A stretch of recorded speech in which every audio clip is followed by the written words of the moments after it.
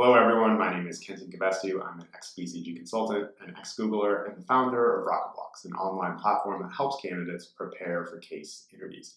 In today's RocketBlocks mini lesson, we're going to mix up the format a little bit and do something different. We're going to do a deep dive into a particular concept with slides and visual aids and talk about how this concept might be relevant in your consulting interviews as well as on the job as a consultant. And what we're going to start with is the BCG growth share matrix. So let's go ahead and jump in.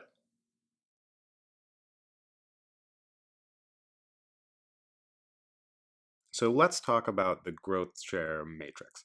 And this was invented by Bruce Anderson, who you see here, who works for BCG. In fact, he was the founder of BCG. And in 1970, he created this framework to help really large companies think about their capital allocation decisions. And so that basically means if you're a really big company and you've got 80 different product lines, how should you think about where you devote your capital and resources amongst those different product lines that are in different stages of product life cycles, etc. So this was a framework he put together in the 1970s to do that. And even though it's quite old now, it is still extremely relevant today because you have companies like Microsoft and Amazon, Google, et cetera, that have tons of different product lines with many different products at different stages of the product lifecycle, and they're wrestling with these same types of challenges. So let's take a look at how BCG describes this. Basically, they say the matrix helped companies decide which markets and business units to invest in on the basis of two factors. The first is company competitiveness, and the second is market attractiveness. So let's look at how those two factors manifest themselves in this framework. And basically, what you've got here is a matrix. And on the bottom here, market share, we have this first factor they were talking about, which they called company competitiveness. And essentially what they're doing is they're saying, well, market share is a way that you can quantify and easily kind of measure whether a company is really competitive in a particular market. So if they've got a really high market share, like 90%, they're competitive in that market. If they've got a low market share, like 5%, maybe they're not competitive in that market. Then the second factor they were talking about is the attractiveness of the market, and how they've chosen to measure that and quantify it is by looking at the growth rate of the market. So is the market a high growth market or is it a low growth market, which will really kind of dictate whether it's an attractive market to be in. So this is basically the matrix they put together, the way to kind of visualize those two factors they're talking about. And then what you can do is, if you're a company, you can start plotting your product lines into this matrix to understand kind of your distribution and what it looks like. So let's take a look at each of the quadrants in detail. So the first is what are called the dogs. And basically, these are product lines that exist that have a low market share in the market they operate in. And they're also in a market that has a low growth rate. So basically, these are products that the prospects moving forward don't look great.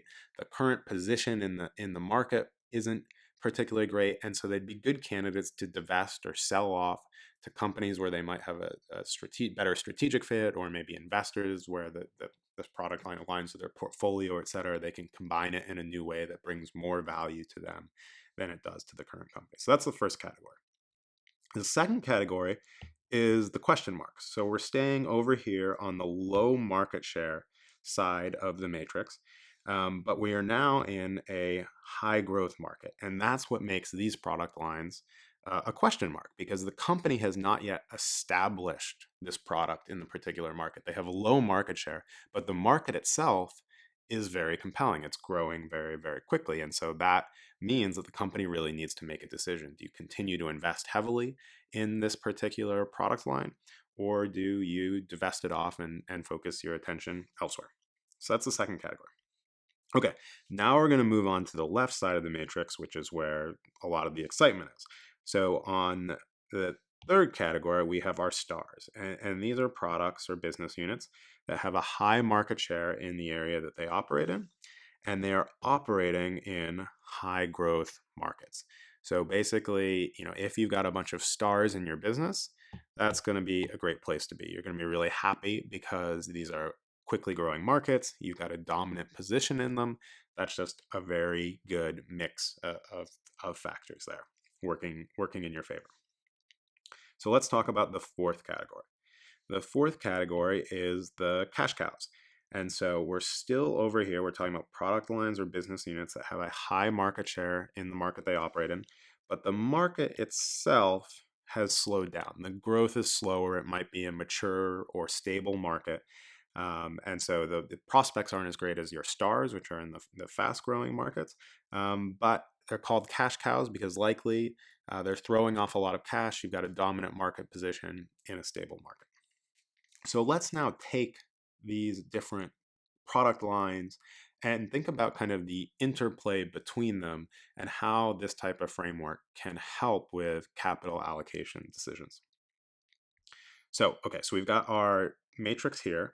And what I want to do is run through a few examples. So let's say you're a business and you've got products in all of these different categories, and you've got some cash cows down here. And these cash cows have, they've got really dominant market positions. They're in low growth markets though, but they do throw off a lot of money, which is great.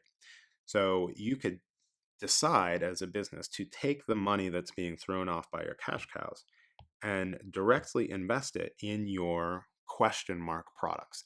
And the reason and the intent for doing that would be you take the money that you're making from your cash cows, you invest it into the question marks with the goal of turning those question mark products into future stars, right? Because those question mark products already exist in a high growth market, but they haven't established themselves yet. And so maybe if you give them a little extra capital, which is coming from your cash cows that don't really need to do much because they already have a dominant position, you can take those question marks and turn them into stars. Okay, let's run through another example. So say you've got a few businesses or products that are currently dogs and they're in, low growth markets. You've got a low market share there. One option is you could potentially divest some of those dogs and sell them to other companies. And so if you did that, you would get rid of them from your portfolio. That might help generate a little bit of cash here. And then you have a decision of what to do with that cash. So one option would be to take that cash that you generate from those divestitures and funnel it over to some of your stars, your high growing, your high growth markets with high market shares already, and kind of continue to build and establish an even more dominant position there. So that's another option of something you could do. But there's a lot of different permutations, as you could see here. For example, you could imagine taking the money that you've made from your cash cows, and instead of funding question marks, like we talked about in the first example, you could funnel that money directly into your stars as well to continue to fuel their growth even faster. So there's a bunch of different permutations here, but the key idea is if you have multiple products, this is a way to kind of map them out, understand where in their kind of like product life cycles they are and where they are relative to the markets they're participating in, and what you could do to kind of allocate your capital as efficiently as possible.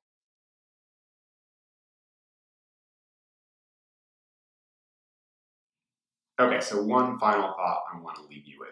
As soon as you learn one of these frameworks, whether it's the BCG growth share matrix framework or any other framework, it can be tempting to start using them over and over and over again and every time you see a new problem. But I want to say a word of caution about that because while these frameworks are very powerful, you need to think critically about whether the framework is the right framework to apply in any given situation. So in reality, this framework should be another tool in your critical thinking toolkit, but not a proverbial hammer that you use to try and solve every problem with. So thank you so much for watching. We've got a ton of great content coming out on the RocketBlocks channel on a weekly basis. So please subscribe if you haven't already. There's a big red button below, and we'll see you next time. Thanks and have a great day.